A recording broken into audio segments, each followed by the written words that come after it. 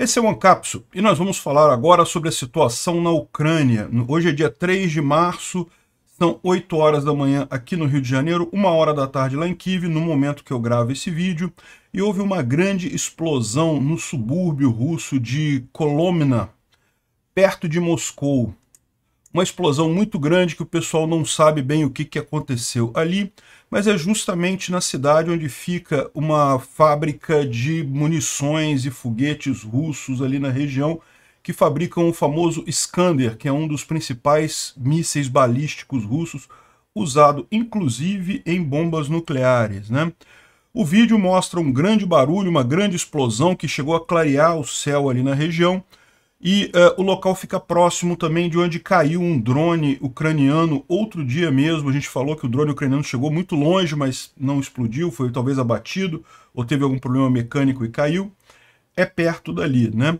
Bom, a mídia russa está falando em acidente. A gente não sabe se foi realmente um ataque ucraniano nessa cidade, mas existe essa possibilidade. Algumas versões surgiram sobre o ocorrido em Briansk ontem, né? Vocês lembram? Ontem houve um evento que ninguém explicou direito ainda, em que alguns soldados supostamente ucranianos teriam entrado no território de Briansk, aqui no norte da Ucrânia, né? Alguns estão dizendo que os ucranianos aproveitaram que os russos iriam fazer uma false flag e fizeram um ataque real, que o ataque não foi false flag no final das contas, mas que foi em decorrência dos russos estarem preparando uma false flag. Outros estão dizendo que esse pessoal é um pessoal maluco russo mesmo, que até a Ucrânia está tentando expulsar eles. Esse tal corpo voluntário russo não teria nenhuma ligação com a Ucrânia, seria um grupo de russos que está na Ucrânia no momento e que teria feito realmente esse tipo de coisa, né? Eu ainda acho que isso é false flag, mas enfim. O fato é que o Putin ontem fez um pronunciamento inesperado, porque não estava marcado, coisa e tal. Criticou, chamou de ato terrorista, falou que vai responder da forma adequada e coisa e tal, mas nada além disso. Muita gente esperava uma reação muito maior dele nesse caso aí, né? Saíram hoje também as imagens do ataque feito pelos partisãos belarussos lá no aquele avião A-50U. Dessa vez a gente tem a imagem do drone que foi lá e explodiu no avião. Bastante interessante como é que a defesa antiaérea no aeroporto ali é nada, né?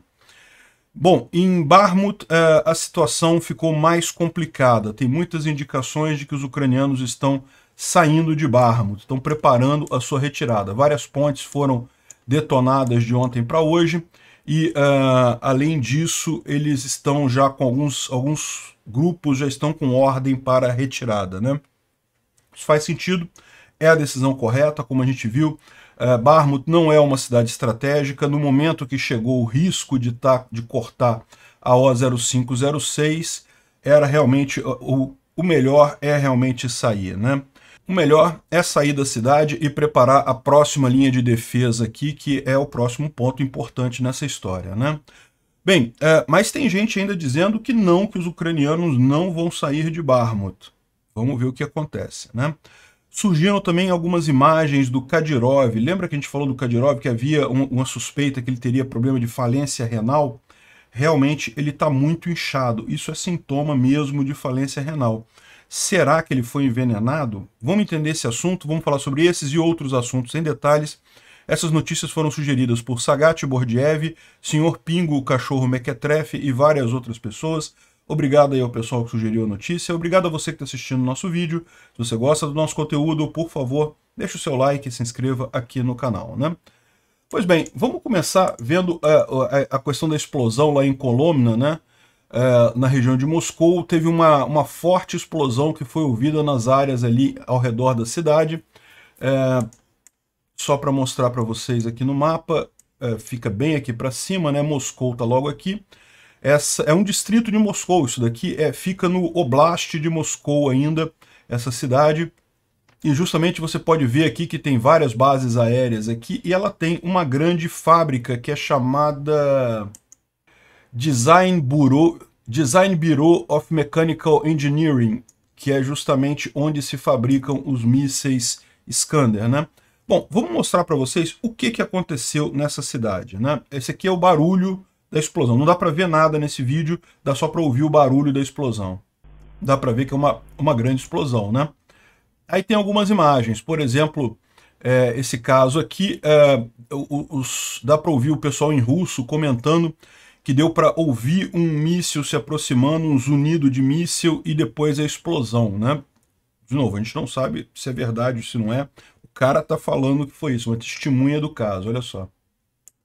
Ну вот, минут 10 тому назад свист был слышен, потом взрыв явно. И вот в районе свалки, ну, не знаю, передаст, не передаст видео. Сначала был дым, сейчас вот такое вот зарево. Как-то так.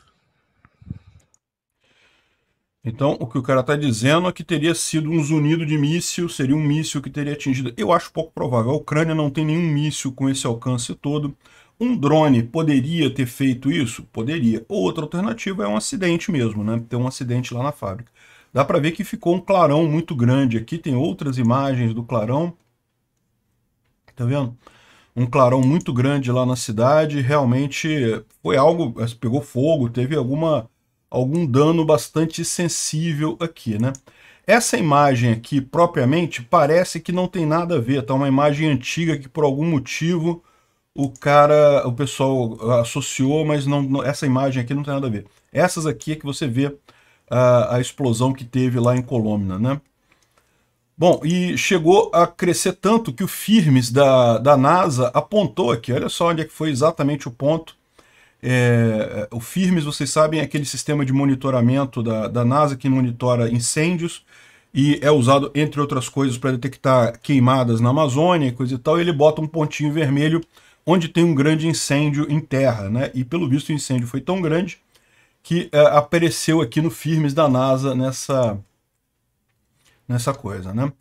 Bom, o que saiu na mídia russa, né? Na mídia russa confirmou que houve uma explosão e um incêndio, diz que foi um acidente na fábrica, que não teve nada demais, que foi um problema lá. A gente fica sem saber, né? Tem mais imagens aqui, ó, tem umas imagens bem impressionantes mesmo do céu, todo iluminado por conta do incêndio lá na fábrica, né? E dá para ver que, na verdade, foi do lado de cá do rio, né? Foi em algum lugar daqui, provavelmente é onde fica justamente a fábrica aqui em Coloma, né? E o Stefan Gronk aqui está lembrando que nessa cidade que fica o Design Bureau of Mechanical Engineering, ou seja, escritório de projeto de engenharia mecânica, onde são fabricados os mísseis Iskander, né, que o codinome deles é SS-26 Stone na OTAN. Então é aqui que fica essa fábrica. Esses mísseis são esses mísseis aqui, são mísseis balísticos que chegam a ser hipersônicos, mas lembra, são mísseis balísticos, ou seja, eles atingem velocidade hipersônica, mas não é o que a gente conhece como míssil hipersônico, porque a trajetória deles é uma trajetória balística, né?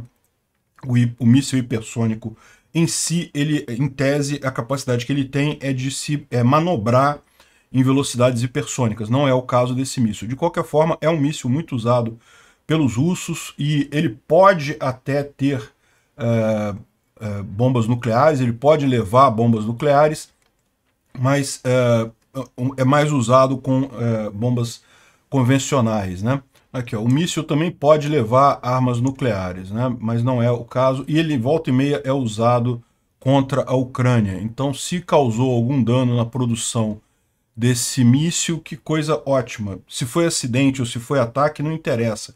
Se causou algum dano na produção do míssil, melhor ainda. A ação do Corpo Voluntário Russo ontem lá em Briansk está dando o que falar e tem surgido várias versões da história, né? Como eu disse para vocês, o que me parece mais razoável é a questão de ser realmente uma false flag. O FSB arrumou isso tudo aí. Mas surgiram umas outras versões aqui, eu vou explicar para vocês, e aí cada um faz a sua cabeça. Acho que não é tão importante também para ser um ponto assim central da história, né? Enfim, o que eles estão dizendo aqui? O Vladimir Osherkin é um ativista de direitos humanos russos que mora na França e tem muito contato com o pessoal do FSB, ele tem informantes dentro do FSB, né? E ele está falando que, na verdade, essa operação pegou de surpresa o FSB. Ele está contando essa história aqui. Eu não estou dizendo que eu acredito nessa história. Na verdade, eu não acredito, não. Acho muito pouco provável isso aqui ser verdade.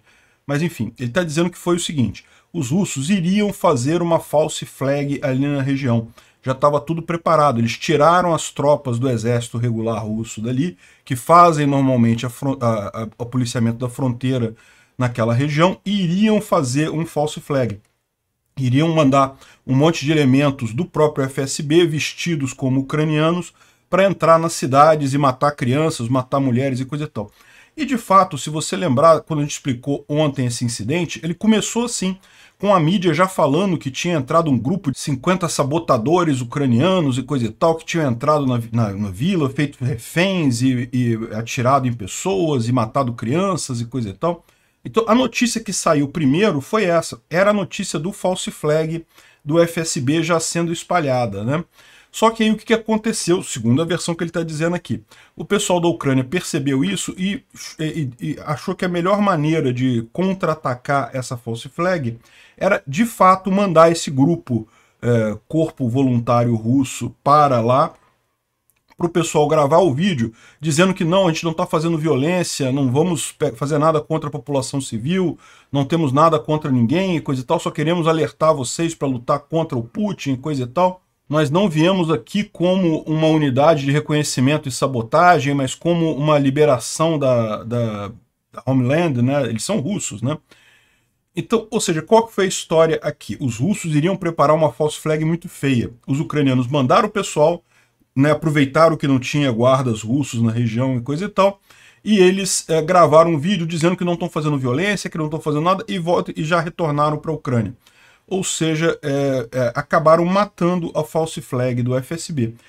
E qual o ponto que tem de diferença, que é alguma coisa que ajuda a essa versão, né? O fato é aquilo que eu expliquei. A coisa toda começou muito com informação, com gente falando, né, que seria um grupo de sabotagem ucraniano e coisa e tal. E aí depois os caras gravam um vídeo. Isso não faz sentido. Grupo de sabotagem não grava vídeo, né? Grupo de sabotagem entra, sabota e foge. Não vai gravar um vídeo mostrando a cara desse jeito, né? Então, ou seja, isso seria uma indicação de que essa história é verdadeira. O FSB estaria realmente preparando uma false flag, tanto que saiu as notícias no jornal, mas na verdade, quando foi essa gravação aí, foi a ação ucraniana para anular a false flag russa, né? Bom, é verdade isso? Eu acho pouco provável isso daqui.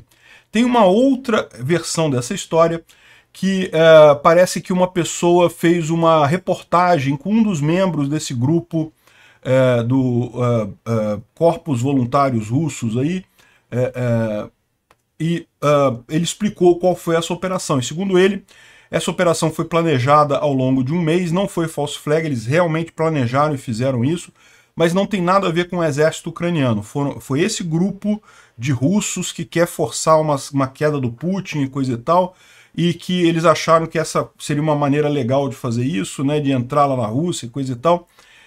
É outra coisa que eu não acho que é muito verdadeira também não, né? Porque fica muito estranho esse negócio. Eles achavam que eles iam entrar lá e o Putin ia cair. Não faz sentido isso, né? Enfim, a entrevista é grande, tá? O pessoal faz várias perguntas para eles aqui, mas para ele, né? Veja, é um dos componentes desse grupo, né? E ele explica que isso foi planejado durante um mês, eles usaram drones para saber o padrão de patrulha na fronteira ali, descobriram vários buracos na fronteira naquela região, então decidiram justamente entrar nesses buracos. Acabou que eles encontraram um guarda russo, foi a única vítima dessa história toda, teve um guarda russo que morreu, então, mas fora isso, civil, não teve ninguém, não teve nada e coisa e tal, eles entraram e saíram. Então, segundo eles, isso não foi um false flag, existe realmente esse corpo de voluntários russos, que é uma organização de russos contra Putin e que está na Ucrânia já há algum tempo, né? Enfim, ou seja, nessa versão não teria sido um false flag, mas também o governo da Ucrânia não tem nada a ver com isso. Foi um grupo revolucionário russo que foi lá e passou, né? Essa outra versão também eu acho estranha, porque, para pensar, existem guardas de fronteira do lado ucraniano também. Os guardas de fronteira ucraniano deixaram o pessoal passar, como é que eles fizeram? Eles enganaram os guardas de fronteira russos e os ucranianos? Como é que foi essa história toda? Então essa história também não me parece muito factível não, né? Enfim, parece que o caso lá todo foi um dos caras que estava nesse coisa, foi identificado, é o Denis Nikitin. é realmente um cara que é um dos organizadores desse corpo voluntário russo, e ele fugiu da Rússia já tem alguns anos, está na Ucrânia desde 2017, é um grupo de extrema-direita e ele está na Ucrânia de fato, só que não tem nada a ver com o governo ucraniano, até porque ele é acusado de tráfico de drogas na Ucrânia, tem um processo contra ele por tráfico de drogas. Enfim, parece que pode ter sido alguma coisa desse grupo, pode ter sido esse grupo acordado com o FSB, eu acho mais provável, né? Enfim, no final das contas, acabou sendo um acidente que ficou mais engraçado do que algo crítico do ponto de vista, né? O general SVR diz que o Putin respondeu de forma leve a esse acidente, justamente porque ele viu isso como uma false flag, ele viu que isso é uma coisa que acontece nesse tipo de regime, né, regimes autoritários como o russo. Você tem pessoas ali no segundo escalão que querem forçar o Putin a tomar uma decisão. Então eles próprios preparam uma false flag desse tipo, não é nem para convencer ucranianos ou russos ou nada, é para convencer o Putin, né? E o Putin não teria caído nesse papo, achou que ficou muito artificial demais, é o que está dizendo o general SVR aqui, né? De novo, a gente não tem certeza se isso daqui é factual. O que a gente sabe é que realmente a resposta do Putin, pelo menos ontem, foi muito leve, né? Então ele teria dito que foi muita informação contraditória, então ele chegou à conclusão de que estavam tentando armar para ele, então ele decidiu que nada de terrível tinha acontecido, e então só chamou o acidente de ataque terrorista e deixou para trás, voltou atrás, né?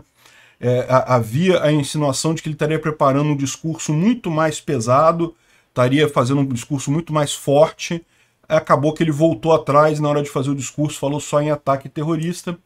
Agora, uma curiosidade no discurso, né? Esse aqui foi o discurso do Putin, e ele estava levantando um papelzinho aqui e tinha um negócio escrito na parte de baixo do papel. E lógico, ele faz isso de propósito, ele sabia que as pessoas iriam prestar atenção no que está escrito no papelzinho, né? E de fato, o que está escrito no papelzinho é Daria Dugina. Daria Alexandrovna Dugina. Vocês lembram desse caso, né? É a filha do Alexander Dugin, que é um grande líder lá na Rússia, que tem aquelas ideias erradas do eurasianismo e coisa e tal, enfim. A filha dele, vocês lembram, sofreu um atentado na Rússia, e segundo as investigações do FSB, esse atentado teria sido cometido por esse mesmo grupo, pelos Corpo de Voluntários Russos. Então é lógico que o Putin está mandando um recado aqui que ele não esqueceu do caso da Dugina e coisa e tal, mas ele chamou o caso de atentado terrorista e não fez mais nada, até porque, como eu disse, a única vítima nessa história toda foi um guarda de fronteira russo, e não teve nenhuma vítima entre os civis, então, enquanto false flag, foi uma false flag fraca, né? E, lógico, quem está reclamando muito disso daí é a militosfera, né? A esfera militar dos bloggers russos lá, que está falando aqui sobre como o Putin foi fraco com isso, deveria ter uma resposta muito mais forte a esse caso lá de Briansk. Então aqui o Igor Strelkov, ou Igor Girkin, né, tá falando aqui que expressões que eu recomendo daqui para frente nos comentários da minha página. A vitoriosa desescalação em Kiev, Chernihiv e Sumy. Uma impressionante e com sucesso reagrupamento de Kharkiv. Uma heróica decisão difícil. Um sucesso alternativo em Vuhledar. Um assalto rápido em Bakhmut. Um avanço contínuo de um ano em Marinka, né?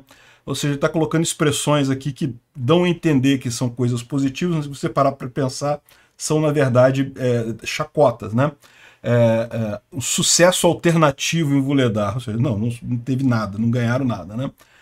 Uma heróica decisão difícil, e assim ele vai por diante aqui, querendo dizer que o Putin é covarde, não está aceitando agressão, não está caindo nessa história, né? Então, ou seja, é possível, você pode ler isso aqui de duas formas. O Girkin, de fato, está chateado com o Putin, está achando que o Putin é um fraco e coisa e tal, Outra coisa é que ele fazia parte do grupo que queria que o Putin tomasse uma atitude mais severa e justamente arrumou toda essa false flag para forçar o Putin para uma decisão mais severa e não deu certo. E ele está chateado aqui, né? Ah, essa imagem aqui é impressionante. Vocês lembram aquele avião, o A-50U, que foi atingido por um partizão lá em Belarus, né? O cara disponibilizou a imagem do drone. Olha só, o drone está passeando lá no aeroporto. Realmente, não é nem questão de defesa antiaérea russa, né? Acho que não tem nem guarda no aeroporto lá, porque não viram isso. O drone faz barulho, né? Esse dronezinho faz um barulhinho, dá para você ouvir o barulho dele, né? Então aqui o cara ficou passeando ali no drone, no avião com o drone dele. Mas essa imagem aqui só mostra ele passeando no avião, não mostra o ataque. Essa imagem aqui mostra o ataque, tá vendo? Aqui ele foi um outro dia, repara que nesse dia aqui tá com mais neve.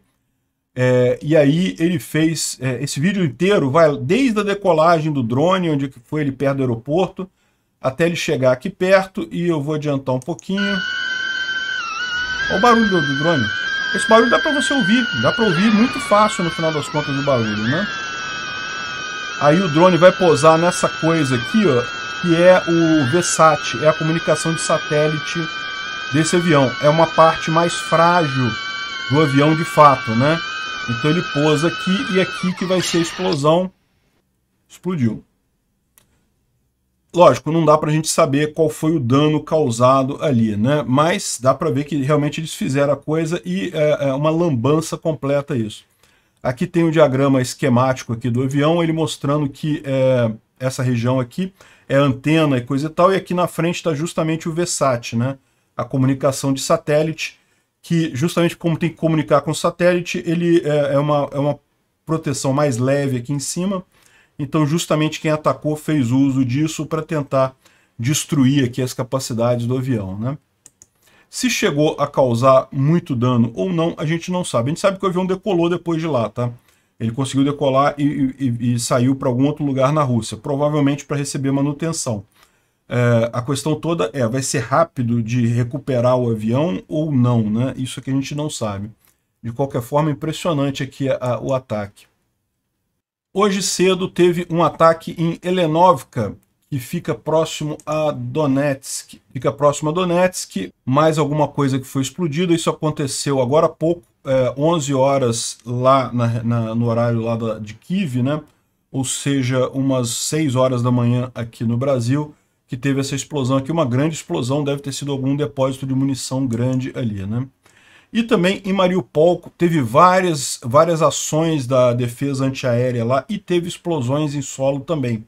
Então essa imagem aqui mostra um drone ou um míssil qualquer que teria sido abatido pela defesa antiaérea russa lá na região de Mariupol, aqui na região de Mariupol, mas parece que teve também explosões, teve coisas que chegaram a explodir aqui em Mariupol, né? Então essa é a coisa. E tem uma informação interessante aqui que surgiu sobre esses ataques em Mariupol. Vocês lembram, isso é meio que uma questão que está meio em aberto aqui, né? Que justamente, embora Mariupol já esteja na mão dos russos há bastante tempo e já seja usada como um hub dos russos para distribuição de munição já há algum tempo, era raro a gente ver os ucranianos atingindo Mariupol, né? Eles atingiam muita coisa mais aqui na frente, Tokmak, Melitopol, coisa e tal, mas Mariupol não estava sendo atingida. E a ideia que todo mundo tinha é porque ela fica justamente no limite do alcance do HIMARS, né? O HIMARS ele tem alcance de 90 km, então em tese, se ele chegar aqui em Vuhledar com o HIMARS, você consegue atingir Mariupol, mas os ucranianos evitam botar os HIMARS muito próximos da linha de frente por risco de perder. Tem poucos HIMARS, então eles não querem perder nenhum deles, né? Então talvez por isso que eles não fizessem esse ataque. Mas de uns tempos para cá, eles têm feito vários ataques em Mariupol, praticamente diários, né? A gente não sabe exatamente o como que os ucranianos estão fazendo isso, inclusive a hipótese mais razoável é que eles estejam usando o HIMARS mesmo. O que acontece é que, como Vuhledar agora, as tropas russas ali em Vuhledar foram massacradas pelos ucranianos, né? Então ficar mais fácil usar o HIMARS ali, é uma possibilidade. Agora, outra possibilidade é essa daqui, ó. O Ewan MacDonald está falando que os ucranianos desenvolveram o Vilha-M, que é um lançador de mísseis guiados que tem um alcance o dobro dos HIMARS, de 150 quilômetros, e que já está sendo usado em alvos próximos lá da Rússia, né? Ou seja, está sendo usado para alvos ali na cidade de Mariupol. A gente não sabe se isso é verdade, eu nunca ouvi falar desse sistema até esse momento, então realmente no final das contas não dá para saber se isso daqui é alguma propaganda, alguma coisa assim, mas o fato é que os ucranianos são conhecidos como bons fabricantes de armas, né? E o míssil Neptune que eles usaram para destruir o Moskva, né, foi também uma coisa mais ou menos assim. Eles tinham a arma e acabaram de desenvolver a arma e deixaram para usar só no momento certo para causar o máximo de dano, né, sem dar nenhuma dica antes de que teriam essa arma. Pode ser que eles estejam fazendo isso com esse sistema aqui também. Por hora, vamos só botar um asterisco aí e ver, olha, pode ser que tenham esse tipo de coisa, né? Não dá para ter certeza nisso daí. Isso aqui é um vídeo lançado ontem dos ucranianos avançando nas florestas ali de Kriminá, né? Esse é um ponto que eu falo sempre, a minha visão é que os ucranianos parecem muito mais próximos de Kriminá do que tem mencionado por aí, mas essa é uma visão aqui de uma grande quantidade de tropas ucranianas avançando ali na floresta lá em Kriminá, né? E algum destroço de blindado russo ali do lado. Bom, vamos falar sobre Bakhmut, que como é tradicional esses dias, tem sido o ponto mais sensível da linha de frente.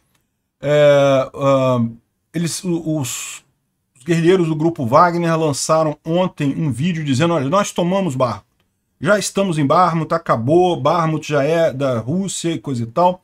Mas aqui o Andreu Perpétua, ele fez as contas aqui, na verdade esse prédio fica só 100 metros na frente de onde eles estavam no dia 27 de fevereiro. Ou seja, eles estão dizendo que conquistaram, mas na verdade andaram só 100 metros, na verdade, né?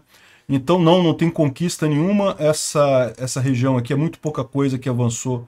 Aí o pessoal está fazendo brincadeirinha aqui, dizendo que daqui a pouco os russos estão avisando que saíram de um cômodo para entrar para o outro cômodo da casa, porque, alegando que avançaram aí, já conquistaram a coisa. E, bom, a verdade é que, de fato, os russos não andaram nada, estão parados, essa frente não está andando, a frente norte russa lá, mas isso não quer dizer que não seja algo sensível, né? Então, como a gente tem dito, a situação aqui em Bakhmut é uma situação muito complicada. Os ucranianos estão num caldeirão aqui já, e esse tipo de situação simplesmente não vale a pena continuar lutando. Por quê? Porque você teria um custo muito grande. O ideal dos ucranianos, o objetivo dos ucranianos aqui, era justamente causar o máximo de danos nos russos à medida que eles entregam Bakhmut, né? Parece que agora chegou essa hora de entregar Bakhmut, tem vários pontos que indicam isso, né? Então, por exemplo, esse daqui é o Magyar, ele tem feito várias reportagens lá, ele tem uma equipe, ele é comandante de uma equipe de reconhecimento aéreo, e volta e meia ele aparece aqui, e ele está falando aqui que a equipe dele recebeu a ordem para recuar de Bakhmut imediatamente. Então repara, ele não está dizendo que todas as tropas ucranianas de Bakhmut estão recuando, está dizendo que a tropa dele, a equipe dele, recebeu a ordem para sair imediatamente de Bakhmut e formar posição em outro ponto que vai ser a próxima linha de comando. Ele não fala onde é que é, evidentemente seria um segredo isso, mas basicamente ele diz isso daqui, que a equipe dele que está em Bakhmut recebeu ordens de recuar aqui, né? Outro vídeo curioso ontem foi o Prigozhin pedindo para o Zelensky sair de Bakhmut, né? O Prigozhin, é o que eu falo para vocês, ele tem que dar o crédito para o cara. O cara tá lá na linha de frente, isso aqui é um prédio em Bakhmut. Segundo estão dizendo, seriam esses prédios altos aqui na parte leste de Bakhmut, tá vendo? Essa região aqui, como a gente falou, os ucranianos já abandonaram tudo que está a leste do rio Bakhmutka, já foi abandonado pelos ucranianos há algum tempo, e esses prédios aqui são prédios altos, que durante muito tempo foi a linha de frente ucraniana aqui, e seria nesses prédios aqui que o Prigozhin está falando ali, né? Então, assim, ele não está na linha de frente propriamente dita, mas ele está bem próximo da linha de frente, né? E daí ele fez um showzinho aqui, trouxe uns reféns que ele tomou aqui da cidade, que segundo eles são civis, mas que eles preferem ficar com os russos, pediram para os ucranianos saírem, mas dá para ver a cara de tensão dos caras. Pô, o grupo Wagner é um grupo mercenário. Bota uma arma nas suas costas, você fala qualquer coisa que você tiver que falar, meu amigo, não tem esse negócio, né? Enfim, e daí eles estão pedindo para o Zelensky abandonar a cidade, sair da cidade, que não tem chance, que os russos já fizeram, já cercaram a cidade, coisa e tal. E eu não sei se é verdade isso, talvez se os ucranianos quisessem, eles poderiam manter a cidade por mais tempo, mas realmente chega uma situação de que o ideal é você abandonar a cidade mesmo. Eu acredito que isso esteja acontecendo, né? Outras indicações foram pontes que foram destruídas, tem essa imagem aqui, essa imagem começou a circular hoje cedo, né? Tá vendo uma ponte sendo destruída aqui, e essa ponte aqui, que fica, é uma das pontes, né, que liga a região leste à região oeste lá em Bakhmut. Então seria nessa coisa aqui, seria alguma ponte em algum lugar por aqui. Não, aqui, ó, tá aqui o lugar marcado, né? Tem uma série de pontes pequenas aqui, tem aqui, tem aqui. Essa maior aqui, ela já havia sido destruída, né? Mas é lógico, os ucranianos deixaram algumas das pontes menores justamente para eles fazerem o recuo. Agora, como eles já recuaram, eles devem ter explodido todas as pontes aqui. Eu imagino que a essa altura não tenha mais nenhum ucraniano lutando aqui, a não ser alguma pequena unidade só para segurar os russos enquanto o resto faz o recuo para cá, né? E não foi só aquela ponte, outra ponte também foi destruída pelos ucranianos, e essa é mais curiosa ainda porque é justamente a ponte na O0506. Lembra que a última via de saída dos ucranianos é a O0506, então se os ucranianos vão recuar, eles provavelmente vão recuar por aqui. O fato de eles terem explodido essa ponte indica que eles já estão em processo de saída, né? A maior parte, pelo menos, já saiu. Uma vez que explodiu nessa ponte, eles não têm como fazer mais uma logística adequada na cidade. Então, no final das contas, tudo indica que há uma preparação mesmo para a saída. Porém, e isso é importante, tem gente dizendo que não existe retirada ucraniana de Bakhmut. O pessoal, Lulia Mendel, fala que ela é uma repórter lá na Ucrânia, que isso está sendo feito justamente uma operação de informação dos russos para incentivar os ucranianos a saírem. Enfim, cada um faz a cabeça com o que achar melhor aí. É o que eu digo para vocês, eu acho que já está na hora dos ucranianos saírem mesmo, e no momento que o Magyar fala que ele mesmo já está saindo, já recebeu ordem de retirada, eu não sei não, eu acho que eles estão de fato retirando de lá, né? Mas enfim, vamos ver o que vai acontecer. O Noel traz aqui as informações disso daqui, dizendo que principalmente as tropas russas não estão avançando, não estão conseguindo fechar o cerco em Bakhmut, estão paradas há muito tempo ali naquela região. E na situação a leste de Bakhmut, os russos avançaram. Ele está falando justamente isso que a gente já estava sabendo, que os russos conseguiram tomar essa parte leste aqui de Bakhmut, os ucranianos já tinham saído dali. E ao sul, os ucranianos conseguiram tomar mais 1 ou 2 quilômetros de posições aqui ao sul de Bakhmut, né?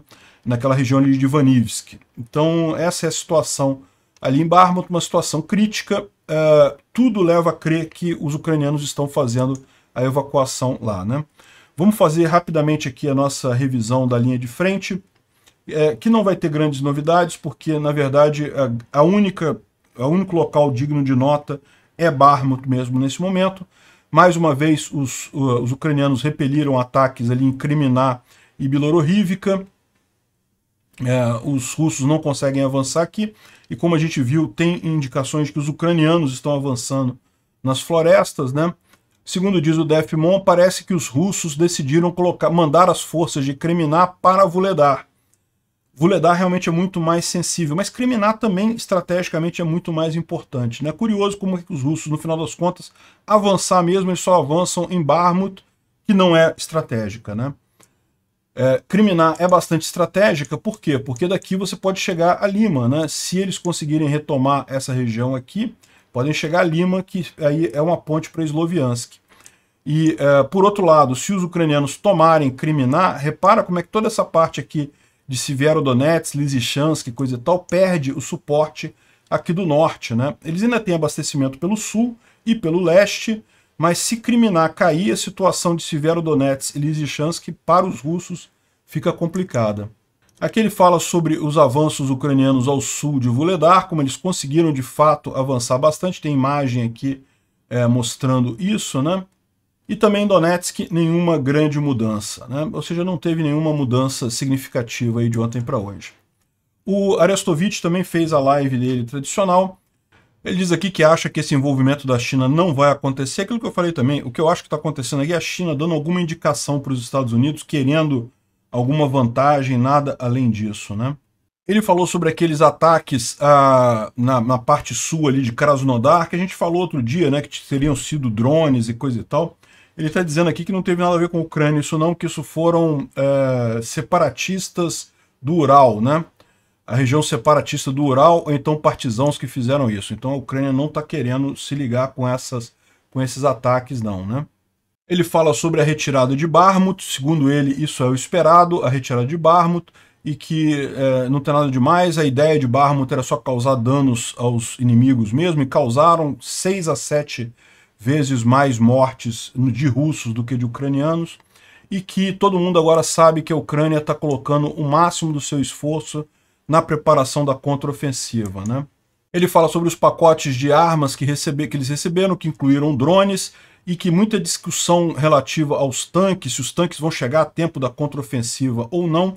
O Arestovich ele diz que tem um bom argumento, mas ele não pode falar ainda sobre isso, mas a Rússia sabe que a preparação da contraofensiva está indo muito bem. Ele diz que parece que está tudo pronto, esperando o tempo, né, o clima adequado, né? Os tanques precisam de chão sólido para entrar ali em Zaporísia, isso seria em torno de meados de abril, que seria isso daí, né? O Instituto para Estudo da Guerra fala sobre a possível incursão ali no Oblast de Briansk, né?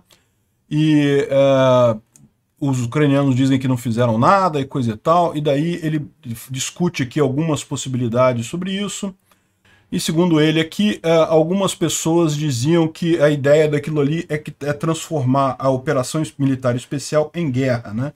Seria um passo que permitiria ao Putin fazer mais um monte de coisa, fazer uma mobilização completa na Rússia, enfim. Aparentemente era isso que o pessoal que fez esse false flag lá queria que o Putin fizesse. Só que o Putin não fez, não foi a esse ponto, né? Bom, ele fala mais alguns assuntos aqui, mas nada muito significativo. Outra notícia interessante, a União Europeia acabou de acertar um acordo para fornecer munição de artilharia para a Ucrânia. O primeiro pacote de torno de 1 bilhão de euros já vai ser entregue nas próximas semanas.